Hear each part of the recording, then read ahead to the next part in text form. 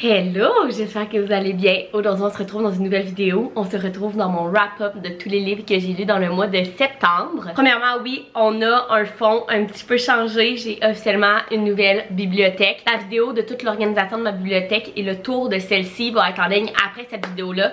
Donc abonnez-vous pour pas manquer ça. Mais bref, et voilà pourquoi on a un petit fond différent et que j'adore personnellement. Donc on revient à nos boutons. Ce mois-ci j'ai lu 5 livres que j'ai super hâte de vous parler.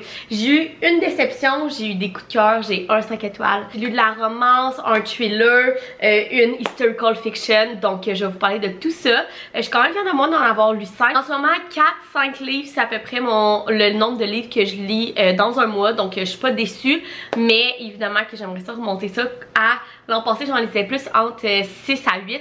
J'aimerais ça remonter là, mais regardez.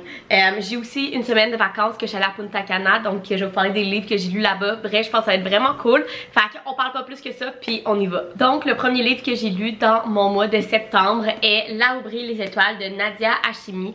Ce livre-là, ça faisait tellement longtemps que je l'avais dans ma TBR. Fait que je suis vraiment contente de l'avoir lu. La couverture est magnifique. Et en fait, dans ce livre-là, on suit une jeune fille qui s'appelle Sitara. Dans la première partie du livre, elle a 10 ans et elle habite en Afghanistan avec ses parents et son frère. Et en fait, son père est le conseiller principal du président de l'Afghanistan. Et à l'âge de 10 ans, il y a un coup d'état dans le fond qui fait que toute sa famille décède et elle réussit à s'en sauver. Et elle réussit à être reprise par une Américaine. Et dans la deuxième partie du livre, on la voit vraiment plus tard. Elle habite aux États-Unis, elle est devenue médecin. Et en fait, les fantômes de son passé la rattrapent. Et elle décide de retourner en Afghanistan pour vraiment comprendre ce qui s'est passé cette soirée-là. Et retrouver les corps de sa famille pour pouvoir leur faire de vrais funérailles. Voilà le résumé autour de ce livre-là. Donc comme je vous ai dit, le livre est vraiment séparé en deux. On a la première partie qui est vraiment le coup d'état puis comment elle fait pour s'en sortir, et la deuxième partie où ce que les fantômes de son passé reviennent, puis elle veut vraiment comprendre ce qui s'est vraiment passé cette soirée-là et retrouver le corps de sa famille. Honnêtement, c'est tellement un livre profond, intense. C'est pas un petit livre fluffy là. On voit vraiment tous les traumatismes qu'elle a vécu pendant ce coup d'état-là, comment elle a grandi avec ça, comment elle a fait aussi pour changer de culture. Elle est partie de l'Afghanistan pour aller en Amérique. Il y a vraiment tout ça, et en plus de ça, il y a tout le mystère autour de ce qui s'est passé vraiment cette soirée-là lors du coup d'état, et tous les fantômes de son passé qui reviennent. J'ai beaucoup aimé ce livre-là. Sérieusement, c'est un livre très profond. C'est un livre, c'est pas un petit livre fluffy, mais l'histoire est tellement importante, est tellement intéressante. J'ai donné un 4 étoiles et honnêtement, plus je lis d'historical fiction, plus je me rends compte que j'aime ça. Fait que c'est vraiment un genre de livre que je voudrais plus approfondir, mais bref, je vous recommande vraiment celui-là si vous êtes intéressé autour aussi tout ce qui est culture Afghanistan et tout ce genre d'affaires-là. Vraiment un bon livre. Ensuite de ça, je suis partie à Punta Cana et j'ai décidé que mes vacances allaient être sous le thème de Emily Henry. Donc j'ai lu 2 livres d'Emily Henry pendant mon voyage. Donc j'ai relu, comme dans un roman d'été, qui est Beach Read. Je l'avais lu en 2021 si je ne me trompe pas, ou 2022. Bref, et j'avais vraiment le goût de le relire pendant mes vacances que j'ai faites. Et en fait, dans cette romance-là, on suit Gus et January. Et en fait, January vit le deuil de son père et elle décide d'aller dans la maison de vacances qu'il lui a léguée en décédant. Et en fait, quand elle arrive là, elle se rend compte que son voisin est Gus, qui était son rival à l'université parce que les deux ont étudié en littérature pour devenir écrivains. Et donc, au fur et à mesure, ils se rencontrent, ils s'aiment pas vraiment la face. Et les deux ont le syndrome de la page blanche, donc ils décident de faire un pacte et d'échanger leur genre. Donc January écrit des happy end, en fait, avec des romances avec les fins qui terminent bien, alors que Gus écrit plus des livres thrillers et tout ce que ça se finit pas toujours bien. Donc il décide d'échanger le genre, et celui qui gagne est celui qui va être le premier à publier son livre dans le genre de l'autre.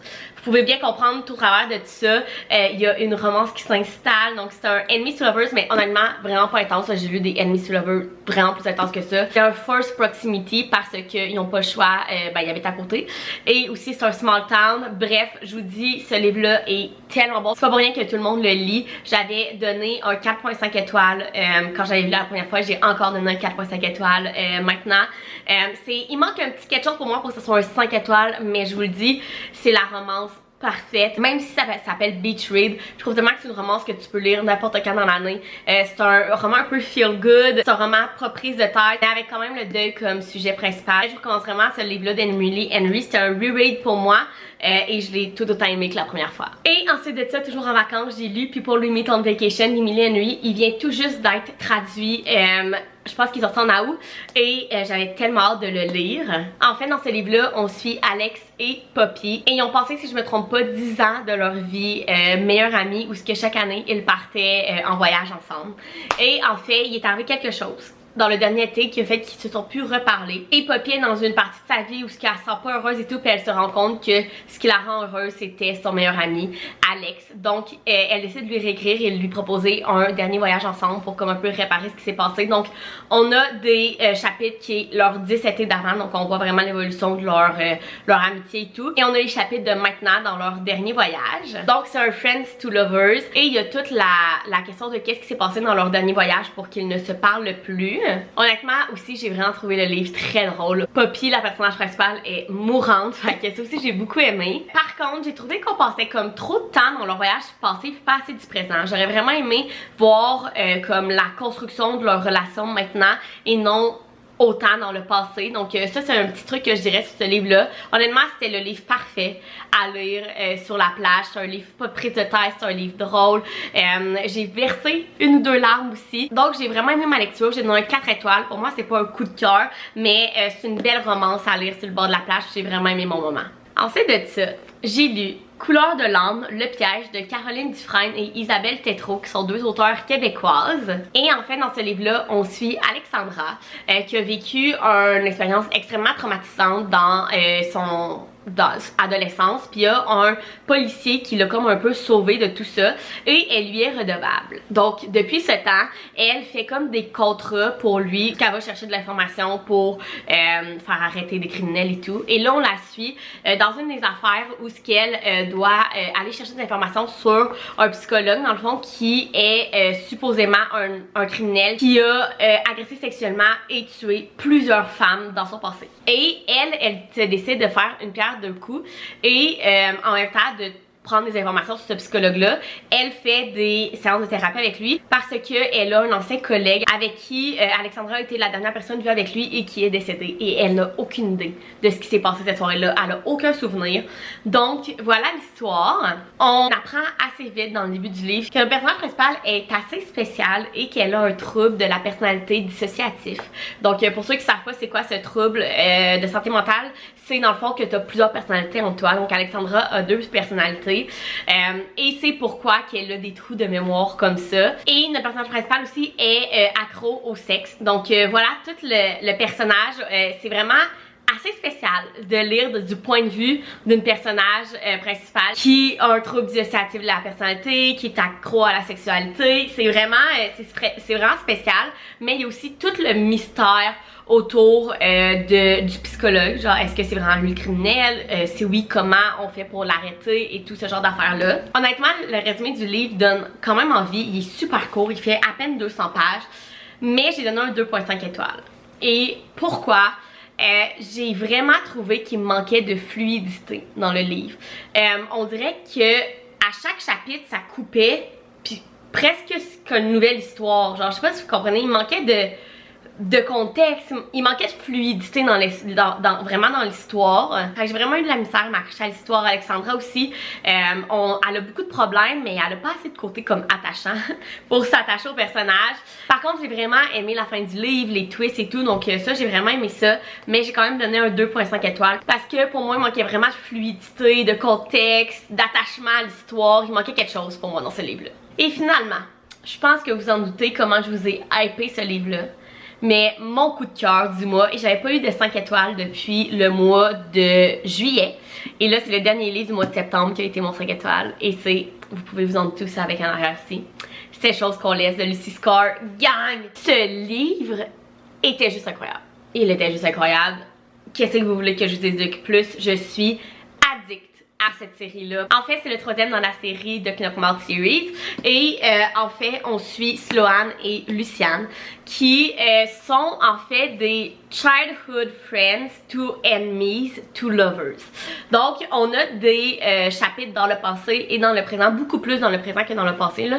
Mais en fait, pour comprendre vraiment pourquoi ils se détestent, il faut bien voir qu'est-ce qui s'est passé quand ils étaient adolescents. Mais en fait, Luciane et Sloane étaient des voisins qui sont devenus amis pendant leur adolescence. Mais Luciane vivait vraiment des affaires difficiles à la maison. Et Sloane et ses parents l'ont un peu sauvé de tout ça en l'accueillant des soupes à la maison, si vous comprenez, en le sortant un peu de tout ça.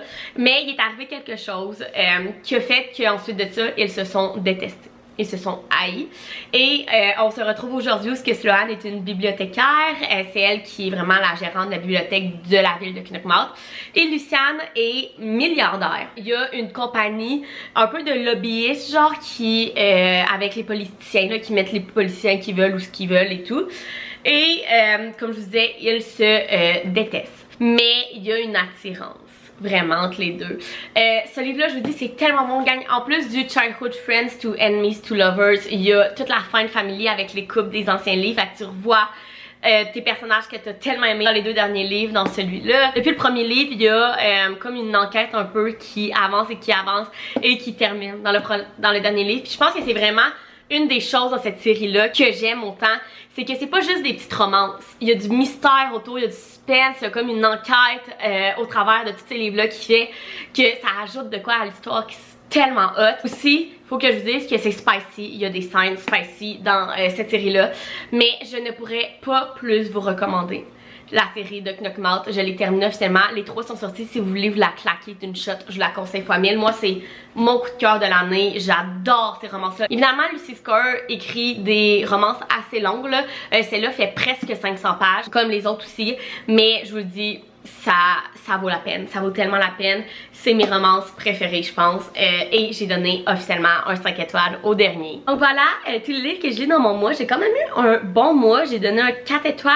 4.5, 4, ma petite déception, 2.5 étoiles et mon 5 étoiles du mois. Donc voilà pour le wrap-up du mois de septembre. Là, j'avais encore des petites romances pour terminer l'été, mais là en octobre, on va vraiment aller plus vers le Dark Academia, vers les thrillers, un petit peu de fantasy, fait que je pense que ça va être vraiment cool. Je vais vous apporter avec moi. J'aimerais ça faire un petit peu plus de reading vlog sur ma chaîne.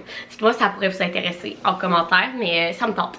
Donc voilà, sinon dites-moi aussi en commentaire votre livre préféré du mois de septembre, parce que évidemment, ma pile à lire n'est jamais trop longue. Donc voilà, j'espère que vous avez aimé cette vidéo. Si oui, vous pouvez mettre un thumbs up, vous abonner à ma chaîne, puis nous on se retrouve dans une prochaine vidéo. Bye!